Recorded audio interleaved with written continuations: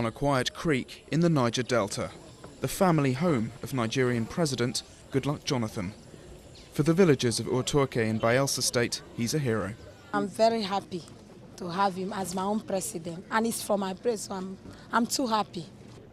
When Jonathan assumed power 9 months ago, many hoped he could bring peace and justice to a region beset with violence, poverty and pollution.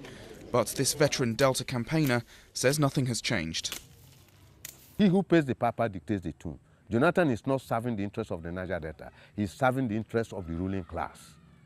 The ruling class that are depriving the Niger Delta people of their livelihood. That ruling class has been made very rich by oil companies, while toxic gas flares still light up the sky and fishing and farming land continues to be ravaged by pollution. In 2007, 400 hectares of forest in Rivers State was cleared to build a massive oil installation for Total, now protected by miles of concrete wall. The government says the land was theirs, but these locals claim it was their ancestral hunting and farming ground. We have been dehumanized. But I don't know what to say, but we feel as if we don't belong. We lost souls.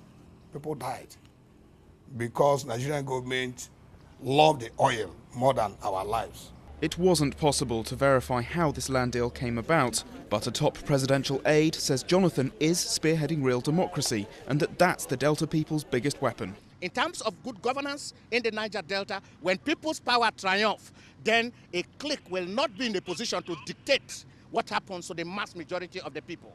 Security has improved in the Delta. Militant and criminal groups who claim to be fighting for a fairer distribution of oil wealth were offered an amnesty in 2009. These young men laid down their arms for money and job training. Oil production recovered, but this instructor of former militants says it's only a first step and that the underlying poverty still needs to be addressed. If you consider only the freedom fighters without looking the other way around, the same problem will occur. So that means you will be encouraging violence. As Goodluck Jonathan looks set for a return to power in Abuja, it's clear his work back home in the Niger Delta is only just beginning.